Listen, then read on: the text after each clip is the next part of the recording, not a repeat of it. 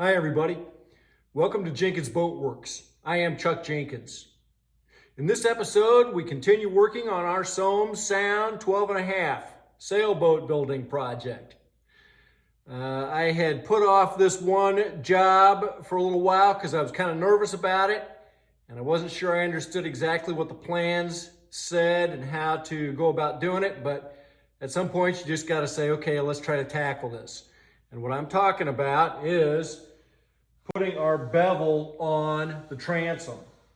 And it appears that there's a couple of different ways to do this since we're doing a glued lap strake construction. But for the moment, I've got it pretty smooth and rounded. And if it's necessary to cut some little relief places in it for some more difficult strips later, we'll do that as we plank. So anyway, we're glad you're here.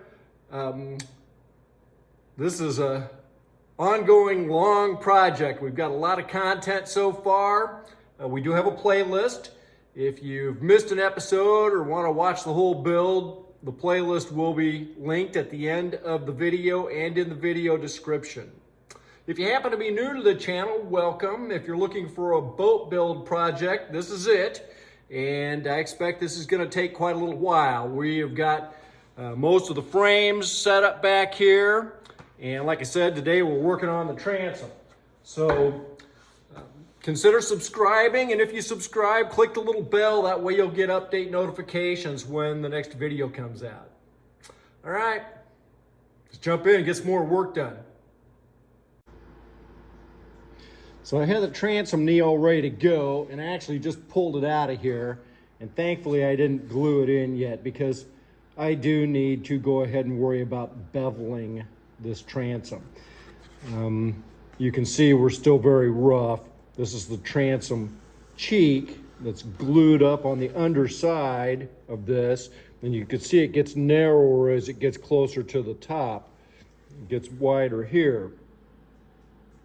This is because the bevel is more increased in these areas here.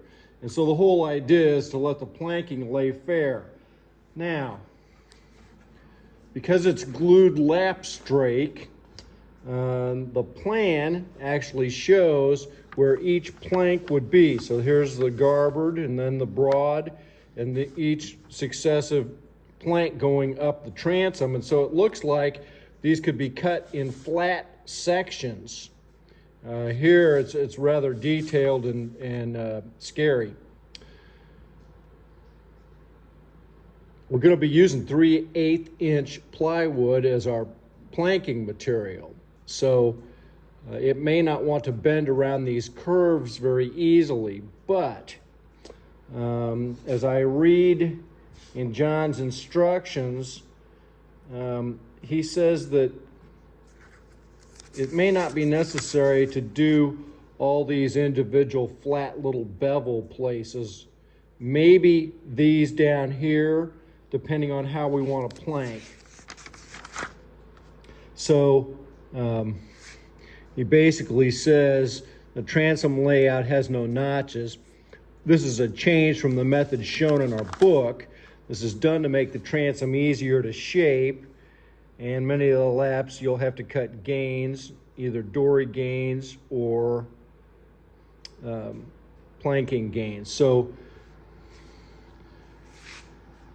I've got the transom laid out here. Now this is our original pattern that we had made, and I just laid it back on the plan to make sure I knew what I was looking at.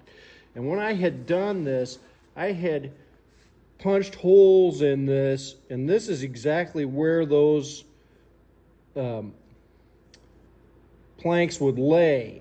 So if I was going to cut flat spots in here, that would be where those would be. But I don't think I'm going to do that. Basically because John says I don't need to, and I think it's going to be a lot easier. So this line on my plan represents this transom cheek. These dots represent the edge of the transom as it sits right now. And then this line will represent where we will bevel to.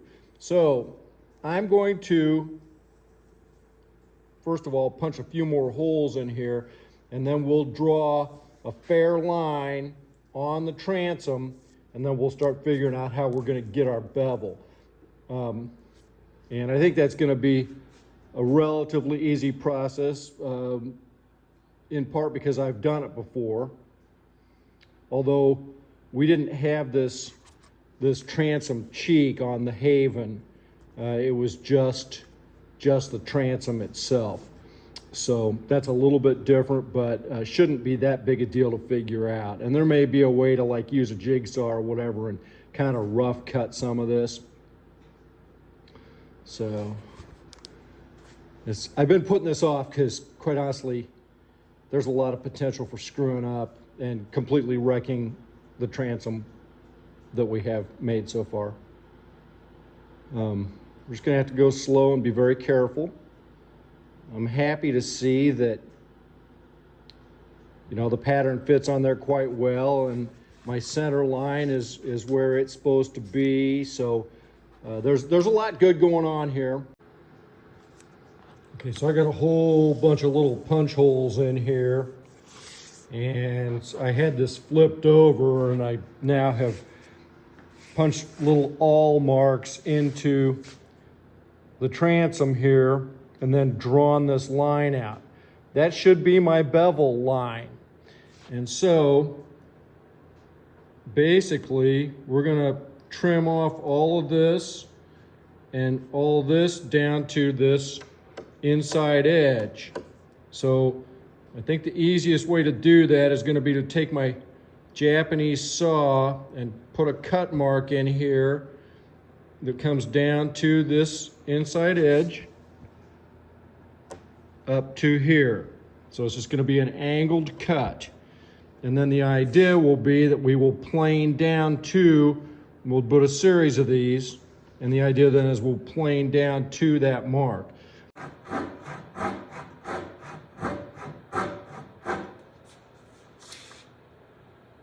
In theory, these cuts ought to match up right there in that little crease right as I'm getting to this line and this edge down here.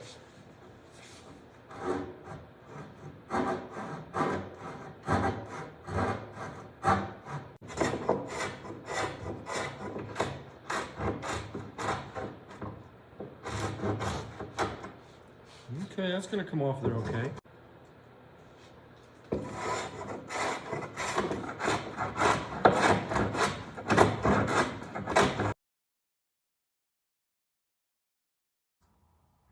Okay, so we're making some progress on this beveling. I was using a plane, but especially down in these areas where there's just so much distance, the plane was catching on some of this and ripping some of it out, and you got grain orientation, and it's just tricky to do. You know, there's a good example right there. So what I found is probably my best tool is this rasp, and I haven't owned this thing very long, but man, it takes some material off and it goes pretty good. And then I'm using my Craftsman sander, and I've got some 80 grit on here. I had some 100 grit of the 3M Cubitron, this here, but man, it was just tearing up the paper, just ripping it to shreds. So I switched to just the hardware store stuff here, and I got a 60 grit, so that takes off some material pretty quickly too. So it's interesting too, because you can kind of see where your line is here compared to how much more material is still in this secondary layer. And so what that tells me is I need to take more off of this. And once this distance is about the same as this distance, then we know we're straight up and down. Nothing's straight up and down, but because it's a progressive bevel. But you get what I'm saying. You can see how the line widens here to a point where we've removed material, and it's widened here. So that's true all the way through here. Now I haven't done anything down here yet because I still am thinking, and especially with this wood rasp, I may be able to cut those in there on those flat sections. Now, I have not decided yet as to what to do. So it's coming. Now we're still in the first half. It's slow going, I thought about taking a flap wheel on an angle grinder to this, but boy, you can remove some material fast. And this is mahogany. It's not super hard, not like, you know, oak. So I'm just afraid to get too aggressive with it. We'll just take our time, go slow, and just keep working on it.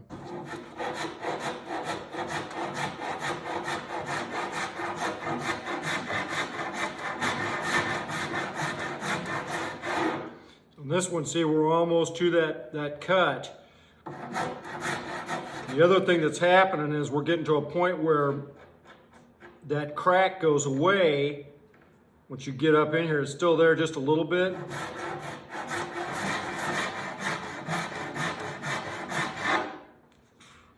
It probably would have been easier to bevel the transom first, then attach this cheek, and then bevel it, but it's 6 in one, half a dozen in the other. You got to bevel them both. So I just kind of like the idea of being able to do it all at once. And yeah, it's going to take some time, but an old boat builder friend of mine a long time ago said something that stuck with me for, well, a long time. He said, when it doesn't feel like it's going fast enough, slow down. And there's a lot of wisdom in that. Okay, let's just take the sander to it for a minute.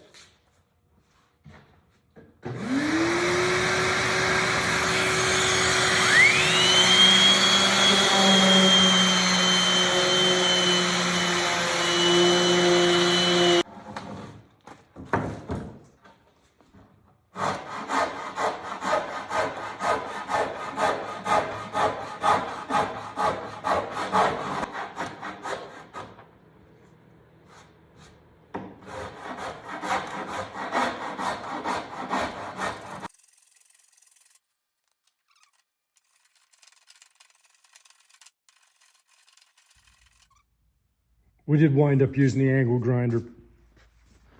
I got a 40 grit flap disc on there. And we're looking pretty good here. So, you can just barely still see my pencil line right there. So we're good. It's probably not perfect, but we can fine tune it once we start to do the planking. Especially not good up here at the shear, but we're close enough for now. All right, so now I gotta wipe all this down, vacuum this up, and then we'll have to do this side. So we wanna make it go from that to that.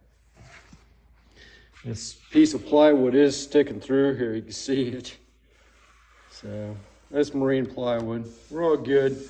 We may fill some of that in if I can't get it on down with, I might use some Total Fair, which is a fairing compound from Total Boat. I got a little gouge right there. Gonna be okay. So that's what it looks like with it pretty much roughly beveled out. And if you lay a batten on there, you can see how then it lays against that bevel. And this is true pretty much wherever you lay one. That batten's gonna fall. I can't hold it up there, but you get the idea. I still need to work on the shear notch here just a little bit, and we can fine tune that later. But we are pretty much ready to go as far as the transom is concerned. If you like the video, remember to like and subscribe. We'll see you next time.